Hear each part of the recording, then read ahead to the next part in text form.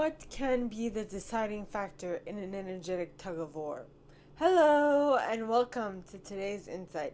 Now, today's insight is going to be about that opposing forces trying to get something on their side, right? What is tug of war? But you're pulling on a rope and trying to get that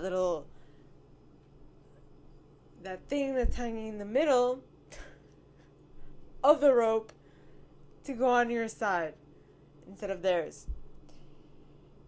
So no matter what that thing in the middle is, it could be a person, could be a toy, could be a pet, whatever, could be a meal, I don't care. But whatever it is, the energetic tug of war is going to be one, and depending on how long it takes, at some point God is going to step in and is going to intervene because it's taking too long.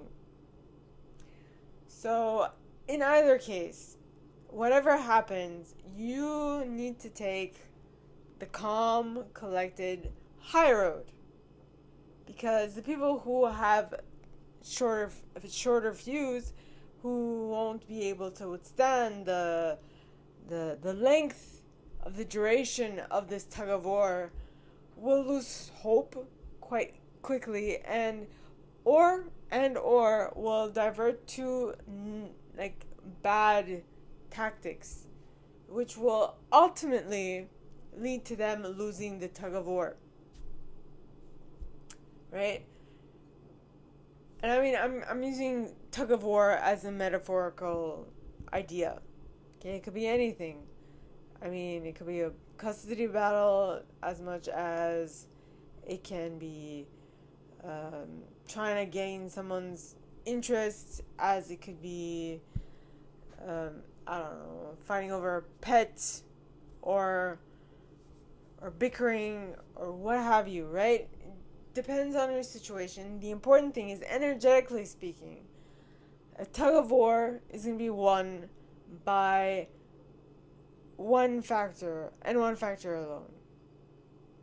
Who can outlast, outstand, and outstrength the other? That's it. Right? And technically speaking, usually the individual who's had more life experience can do that, because especially if the opponent of the person who has more life experience is someone who hasn't experienced heartache or heartache or pain or any of those things, that person is going to come out the opposite end losing. Might not be that they lost the tug of war, but at some point, somewhere, somehow, they are going to lose something. And if this person reverts to negative tactics, like putting a spell on someone, cursing someone, or making any type of way trying to discredit them, they will definitely lose. Okay? Because karmically speaking, their karma is going to bite them in the ass. And let me tell you, karma lasts lifetimes. That is not a fun thing to do. And I say this because I hope that this is the case, but I have cleansed my karma from lifetimes. Okay, I've had lifetimes of karma. Like in the Middle Ages, I was not a good person, or the avatar that my soul was being was not a very good person, so I gained bad karma. And this lifetime, what I understood is that I've completed it all, right? So hopefully that is what has happened. I'm rooting for it.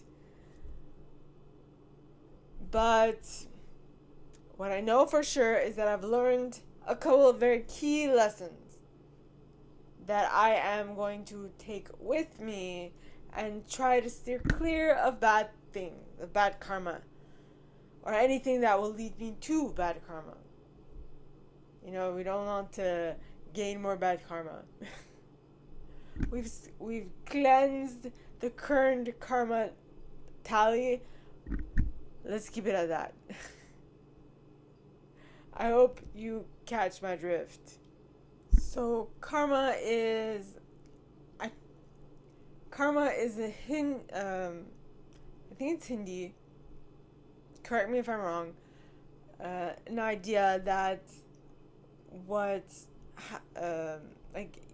the things you do in life will have an impact on you and on your ability to go to a better place. If you do bad things, bad karma will happen, not allowing you to go to a good place, not allowing you to go to heaven, right? So basically, the whole concept of good and bad is contained in karma, right? It's the same thing from what is a sin. You tallying up bad karma. That's it. Hence, I had done, in that lifetime I mentioned prior, I had done many bad things, and so I gained a lot of bad karma. And hopefully, this lifetime I was able to cleanse the entire thing. Cleanse my entire karmic. I was able to go to karmic net zero. Let's say.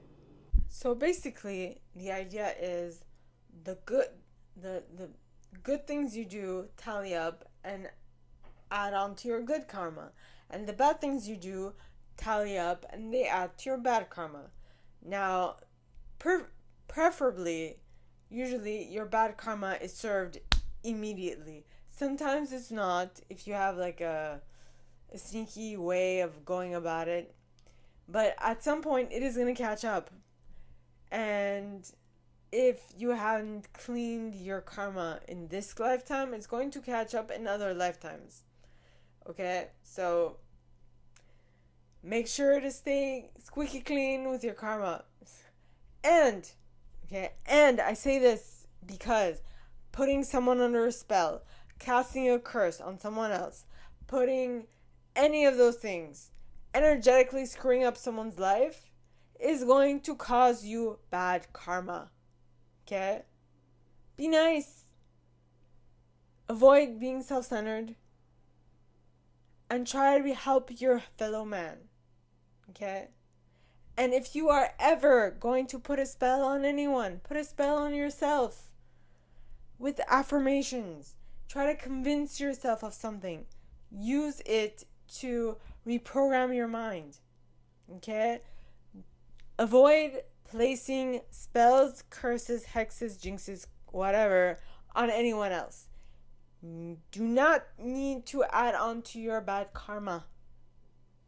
Because that lasts lifetimes. Okay? So avoid it at all costs, please. Okay? That is basically what Jesus came down here to say. In his vernacular, but that is what Jesus came down here to say. And I'm pretty sure that soon, like in a couple of years, 5 to 6, I think there will be I feel like the Savior is coming back. Okay? But this time, I feel like it's going to be a girl. Now, why do I say that? Because if you've seen Avatar: The Last Airbender from Nickelodeon, or Korra, also from Nickelodeon, there is this concept of the Avatar came back as like the cycle of avatars. Now our planet is going through a transition. It has now transitioned to a female phase. Okay, female era. We were male era, now we are in a female era. So due to the fact that we are in a female era, what is coming through but a female savior. Now, Jesus was a man because when he came, the era was a male era. Okay? So it's normal. But that is my perception. You don't have to abide by it. But I'm just saying, this is what I believe. Okay? So don't take my word for it. Do your own research and follow what you think is true. Okay? So all this to say that you do not want to mess with your energy. Okay? Especially if the next coming is soon. You want to steer clear of that. And make sure that you squeak your own karma squeaky clean. Please. Confirmation with my neighbor's child screaming or crying, whatever. Yet again.